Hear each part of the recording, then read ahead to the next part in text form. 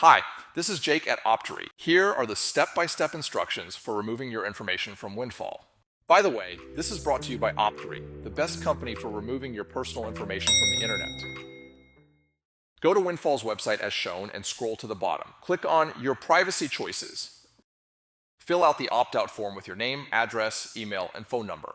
Then, choose Opt Out of Sale and answer the security questions. Then click Submit. You'll see a confirmation, and Windfall will remove your info from their site. Congratulations on opting out of Windfall.